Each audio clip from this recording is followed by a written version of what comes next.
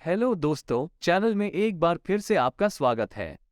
Potential trade opportunities spot करने के लिए और चार्ट्स का एनालिसिस करने के लिए सप्लाई और डिमांड जोन्स को सबसे साफ और सबसे सरल तरीकों में से एक माना जाता है। मैंने सप्लाई और डिमांड जोन्स की पहचान करने, ड्रॉ करने और ट्रेडिंग करने के लिए एक बहुत डिटेल्ड वीडियो बनाया है। उस वीडियो में डिस्कशन का एक इम्पॉर्टेंट टॉपिक सप्लाई और डिमांड कर्व्स था, लेकिन मैं इस पर्टिकुलर मेथड के फाइनल डिटेल्स में नहीं गया। इसलिए मैंने सोचा क्यों न इस टॉपिक पर एक कॉम्प्रिहेंसिव वीडियो बनाया जाए, ताकि सप्लाई और डिमांड जोन्स की आपकी समझ बेहतर हो सके। लेकिन मैं आपको याद दिला दूं, इस वीडियो को देखने से पहले बेसिक बातों को समझना जरूरी है, इसलिए बेहतर होगा कि आप पहले सप्लाई और डिमांड जोन्स पर वीडियो देखें और फिर इस वीडियो को वॉच करें। तो इस वीडियो में हम सप्लाई और डिमांड कर्व्स के बारे में बात करते हैं, सप्लाई और डिमांड कर्व्स की पहचान कैसे करें और कर्व्स का उपयोग करके प्रॉफिटेबली ट्रेडिंग कैसे करें।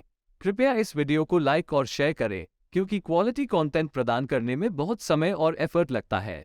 और यदि आप चैनल पर नए हैं तो सब्सक्राइब जरूर करें और बेल नोटिफिकेशन को अनेबल करें, ताकि आप आने वाले अपलोड्स को मिस न करें। ठीक है, तो चलिए शुरू करते हैं। सप्लाई और डिमांड दो डायनामिक फोर्सेस हैं जो बाजार की प्राइसेस को एस्टैब्लिश करती हैं। ये फोर्सेस बाजार को डोमिनेट करने वाले के आधार पर प्राइसेस को ऊपर या नीचे चला रही हैं। उदाहरण के लिए, यदि सप्लाई डिमांड से अधिक हो जाती है तो प्राइसेस नीचे जाती हैं, क्योंकि अधिक सेलर्स एसेट्स खरीदने के बजाय बेचने में इंटरेस्ट रखते हैं।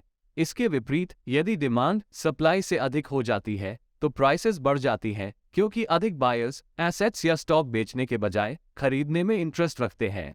तो कर्व्स मूल रूप से एक टूल है जिसका उपयोग ट्रेडर्स यह निर्धारित करने के लिए कर सकते हैं कि price higher time frame supply या डिमांड जोन के पास स्थित है या नहीं। ये बहुत महत्वपूर्ण है, क्योंकि हम हमेशा लोअर प्राइसेस पर खरीदना चाहते हैं और प्रॉफिट कमाने के लिए हायर प्राइसेस पर बेचना चाहते हैं। अब आप मुझसे पूछ सकते हैं कि मुझे कर्व्स बनाने की परेशानी क्यों उठानी चाहिए, जब मैं हाई प्रोबेबिलिटी सेटअप्स प्राप्त करने के लिए जोन्स और ऑड एनहांसर्स का उपयोग करके ट्रेडिंग कर सकता हूँ। जैसा कि मैंने अभी मेंशन किया है, जिस कारण से हम कर्व्स का निर्धारण करते हैं वो बाइंग हाई और सेलिंग लो से बचने के लिए है, या दूसरे शब्दों में सप्लाई जोन में खरीदने या डिमांड जोन में बेचने से बचने के लिए है। सप्लाई और डिमांड का उपयोग करते हुए मार्केट्स में ट्रेडिंग करते समय ये स्टेप महत्वपूर्ण है, क्योंकि हमारा ऑब्जेक्टिव ट्रेंड के साथ ट्रेडिंग करना है, न कि इसके विरुद्ध। तो चलिए सप्लाई और डिमांड कर्व्स की पहचान करके शुरुआत करते हैं। सप्लाई और डिमांड कर्व्स की पहचान करने के लिए हम एक और सिंपल 3 स्टेप प्रोसेस का उपयोग करेंगे। सबसे पहले हम अपने जोन्स इन कंट्रोल को ड्रॉ करने के लिए एक लार्जर टाइम फ्रेम का उपयोग करेंगे और फिर कर्व्स पर करंट मार्केट प्राइस का लोकेशन निर्धारित करेंगे। इसलिए पहला स्टेप अपनी हायर टाइम फ्रेम चुनना है। Multiple time frame analysis long term trend की एक बड़ी तस्वीर बनाने के लिए एक ही स्टॉक या इंस्ट्रूमेंट के कम से कम 2 से 3 अलग अलग टाइम फ्रेम्स का एनालिसिस करने की एक मेथड है। इसका मेन आइडिया ट्रेंड के साथ ट्रेडिंग करना है, और मल्टी टाइम फ्रेम एनालिसिस हमें अपने ट्रेड्स को हायर टाइम फ्रेम ट्रेंड के साथ अलाइन करने में मदद करता है। हमेशा याद रखें कि टाइम फ्रेम जितनी बड़ी होगी, ट्रेडिंग के सफल होने की संभावना उतनी ही बेहतर होगी। आप आई बटन पर क्लिक करके टाइम फ्रेम्स के सिलेक्शन और मल्टी टाइम फ्रेम एनालिसिस पर एक वीडियो देख सकते हैं। उस वीडियो में मैंने एक रूल बताया था कि ट्रेडिंग स्टाइल्स के आधार पर अपना टाइम फ्रेम्स कैसे चुनें। रूल कहता है कि जब आप अपना टाइम फ्रेम कॉम्बिनेशन चुनते हैं तो हायर टाइम फ्रेम आपके इंटरमीडिएट टाइम फ्रेम से कम 3 से 6 गुना अधिक होनी चाहिए, इत्यादि। उदाहरण के लिए, यदि आप स्विंग ट्रेड लेना चाहते हैं तो आपकी higher time frame weekly chart होगी, intermediate time frame daily chart होगी, क्योंकि एक ट्रेडिंग वीक में 5 दिन होते हैं और जब 5 का फैक्टर लेते हैं तो टाइम फ्रेम 1 दिन हो जाती है। इससे भी लोअर टाइम फ्रेम 1 घंटे का चार्ट होगा। हालांकि इस वीडियो में हम एक पोजिशनल ट्रेडिंग अप्रोच अपनाने जा रहे हैं, और हम मंथली चार्ट को अपनी हायर टाइम फ्रेम के रूप में, वीकली चार्ट को अपनी इंटरमीडिएट टाइम फ्रेम के रूप में और अंत में डेली चार्ट को अपनी लोअर टाइम फ्रेम के रूप में उपयोग करने जा रहे हैं। आप जिस प्रकार की ट्रेडिंग शैली का पालन करते हैं उसके आधार पर आप टाइम फ्रेम के किसी भी कॉम्बिनेशन का उपयोग कर सकते हैं। हालांकि दूसरा स्टेप नियंत्रण के तहत सप्लाई और डिमांड जोन्स की पहचान करना है। दूसरे स्टेप का विचार यह निर्धारित करना है कि कौन नियंत्रण में है, क्या ये खरीदार है या विक्रेता। मंथली चार्ट खोलने के बाद हमें करंट मार्केट प्राइस का पता लगाकर शुरुआत करनी होगी। फिर हमें करंट मार्केट प्राइस के क्लोजेस्ट सप्लाई और डिमांड जोन्स की पहचान करने की आवश्यकता है। इस चार्ट में हम स्पष्ट रूप से देख सकते हैं कि price higher time frame demand zone के निकट है। एक और चार्ट पर नजर डालें जहां करंट प्राइस लगभग सप्लाई और डिमांड जोन के बीच में स्थित है। जोन के संबंध में हम प्राइस के लोकेशन की तलाश क्यों करते हैं?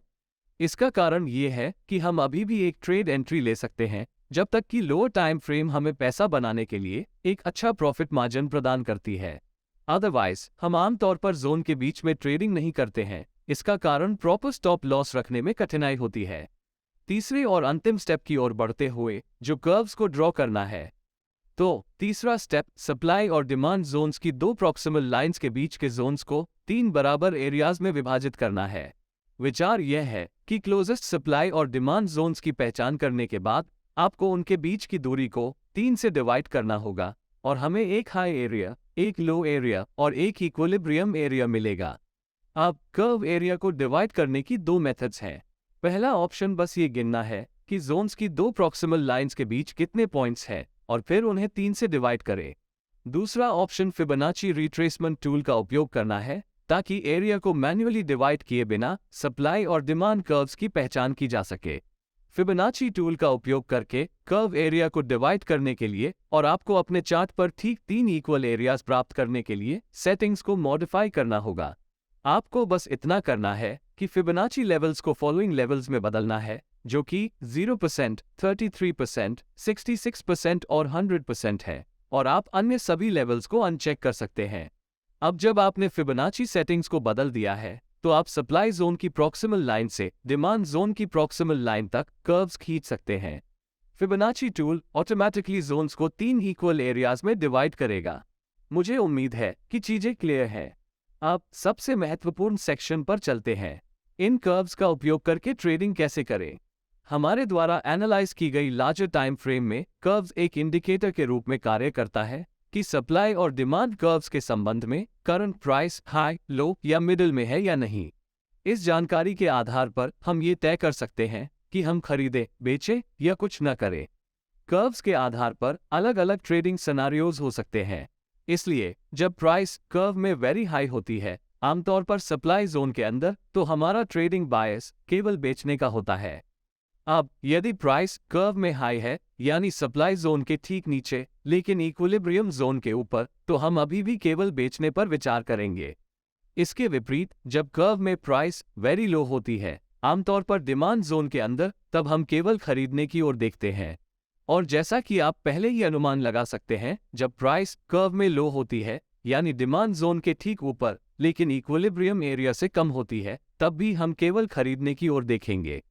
अब क्या होता है जब प्राइस इक्विलिब्रियम एरिया में होती है? तो हमारे पास दो ऑप्शंस होते हैं, या तो प्रिवेलिंग ट्रेंड के साथ ट्रेड करें या बिल्कुल भी ट्रेड न करें। यह इस बात पर निर्भर करता है कि आप अपनी ट्रेडिंग शैली को लेकर कितने अग्रेसिव हैं। आइए सब कुछ एक साथ रखें और देखें कि हम सप्लाई और डिमांड कर्व्स की पहचान कैसे कर सकते हैं और उसके अनुसार हम अपने ट्रेडिंग की योजना कैसे बना सकते हैं। पहली चीज जो हम करते हैं वह है लार्जर टाइम फ्रेम के साथ शुरू करना, फिर सप्लाई और डिमांड जोन्स के भीतर करंट मार्केट प्राइस का लोकेशन निर्धारित करना। यह हमें ट्रेडिंग के अपॉर्चुनिटीज की तलाश करने के लिए एक फ्रेमवर्क प्रदान करता है। फिर हम क्लोजेस्ट सप्लाई और डिमांड जोन्स ड्रॉ करते हैं और जोन्स को 3 इक्वल लेवल्स या जोन्स में डिवाइड करने के लिए फिबोनाची टूल का उपयोग करते हैं, जैसा कि इस मंथली चार्ट में दिखाया गया है। चार्ट में करंट प्राइस कर्व्स के लो और इक्विलिब्रियम जोन्स के बीच स्थित है, जिसका अर्थ है कि हमारा बायस केवल तब तक खरीदना है जब तक ट्रेंड ऊपर की ओर है। लेकिन वीकली चार्ट पर जूम इन करके हम देख सकते हैं कि कैसे प्राइस ने ट्रेंड लाइन को तोड़ा और एक नया सप्लाई जोन बनाया। प्राइस नीचे चला गया और एक नया डिमांड जोन बनाया, जो वास्तव में मंथली डिमांड जोन के अंदर स्थित है। तो हमारे पास मंथली चार्ट पर जो है वो ये है कि प्राइस कर्व्स में लो या इक्विलिब्रियम एरिया पर है और ओवरऑल मार्केट ट्रेंड ऊपर की ओर है। लेकिन वीकली चार्ट पर प्राइस साइडवेज चल रही है और weekly demand zone monthly demand zone के अंदर स्थित है। इसलिए यदि आप बेचने के बारे में सोचते हैं जब प्राइस वीकली सप्लाई जोन का टेस्ट करती है, तो आप हायर टाइम फ्रेम के ट्रेंड के खिलाफ ट्रेडिंग कर रहे हैं, जो कि हमारा ऑब्जेक्टिव नहीं है। जैसा कि मैंने शुरुआत में कहा, हायर टाइम फ्रेम्स हमेशा सिग्निफिकेंट होती है। इसलिए हमें वीकली सप्लाई जोन से सेल करने से बचना चाहिए, क्योंकि ट्रेंड ऊपर की ओर है और इसके अलावा रिवॉर्ड टू रिस्क सेटिस्फैक्टरी नहीं है। इसके बजाय करने के लिए आइडियल बात यह है कि प्राइसेस मंथली या वीकली डिमांड जोन तक पहुंचने तक प्रतीक्षा करें और फिर एक लॉन्ग ट्रेड करने के लिए देखें। इस लेवल पर बायर्स अधिक खरीदने और कीमत को ऊपर धकेलने में इंटरेस्ट रखते हैं। जैसा कि हम देख सकते हैं, प्राइसेस मंथली या वीकली डिमांड जोन्स में वापस गिर गई और फिर मंथली सप्लाई जोन में बढ़ी, जिसने वास्तव में एक low risk high reward trade प्रदान किया। इसलिए जब तक हम लॉन्ग टर्म ट्रेंड के साथ ट्रेडिंग करते हैं, हम सेफ हैं। आइए एक और उदाहरण देखें। मंथली चार्ट पर करंट मार्केट प्राइस कर्व्स पर हाई है। इसका मतलब ये है कि हमारा बायस केवल लोअर टाइम फ्रेम्स पर फ्रेश सप्लाई जोन से सेलिंग करना है। जूम इन करते समय वीकली चार्ट पर हम देख सकते हैं कि प्राइसेस बढ़ रही है, नए हायर हाइज और नए हायर लोज बना रही है। हम दो हायर लोज को एक साथ जोड़ने वाली एक ट्रेंड लाइन भी खींच लिया, जो इंगित करता है कि ट्रेंड अप ट्रेंड है। उसी वीकली टाइम फ्रेम चार्ट पर हम अपने एनालिसिस को मंथली चार्ट के साथ अलाइन करने के लिए अपनी सप्लाई और डिमांड जोन्स तैयार करेंगे, जो कि यहाँ हायर टाइम फ्रेम है। जब हम ऐसा करते हैं तो हमें मंथली सप्लाई जोन के भीतर एक नेस्टेड वीकली सप्लाई जोन मिलता है। इसका मतलब है कि इस वीकली सप्लाई जोन में ट्रेडिंग की सफलता की हाई प्रोबेबिलिटी है, क्योंकि ये हायर टाइम फ्रेम जोन्स के साथ ओवरलैप होता है। डिमांड जोन पर भी यही कॉन्सेप्ट लागू होती है। इन नेस्टेड या ओवरलैपिंग जोन्स में ट्रेडिंग की सफलता की हाई प्रोबेबिलिटी है, क्योंकि higher time frame zones lower time frame zone से अधिक पावरफुल होते हैं। अब जब हम जानते हैं कि प्राइस कर्व्स में हाई है और ट्रेंड ऊपर की ओर है, तो हमें अपनी एंट्री और स्टॉप लॉस ऑर्डर्स लगाने के लिए एक सप्लाई जोन खोजने की आवश्यकता है। हम डिमांड जोन में खरीदारी नहीं करते हैं, क्योंकि कर्व्स में प्राइस हाई है। इसके अलावा प्राइस मंथली सप्लाई जोन के पास है, जिसका अर्थ है कि जल्द ही प्राइस रिवर्स हो जाएगी और कर्व के ऊपर के सभी डिमांड जोन्स को तोड़ देगी।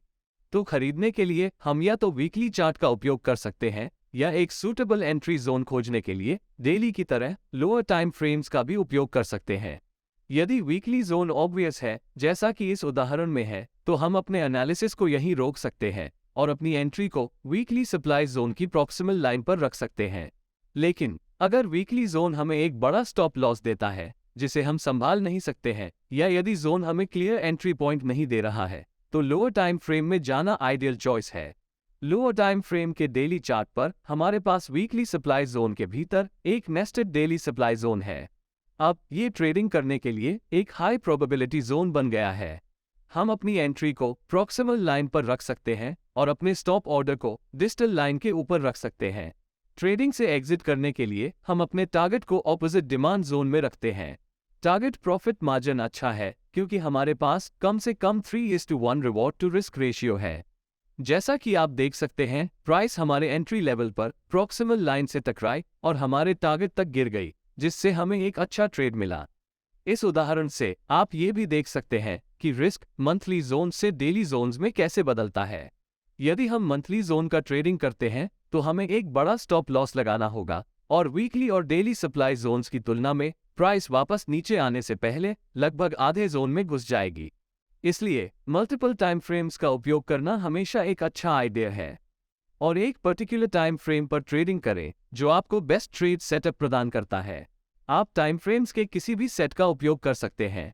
यदि आप एक इंट्राडे ट्रेडर हैं, तो आप एनालिसिस करने के लिए डेली, आवरली और 15 मिनट के चार्ट्स के कॉम्बिनेशन का उपयोग कर सकते हैं और रेलेवेंट जोन्स को ढूंढ सकते हैं, कर्व्स ड्रॉ सकते हैं और फिर आइडेंटिफाई कर सकते हैं कि क्या एग्जिस्टिंग मार्केट ट्रेंड की डायरेक्शन में कोई ट्रेड अपॉर्चुनिटी है। इस वीडियो के लिए बस इतना ही। मुझे उम्मीद है कि इस वीडियो ने आपको सप्लाई और डिमांड जोन्स के साथ ट्रेडिंग करने के बारे में और भी गहरी जानकारी दी है। सीखते रहें, प्रैक्टिस करते रहें और ट्रेडिंग करते रहें।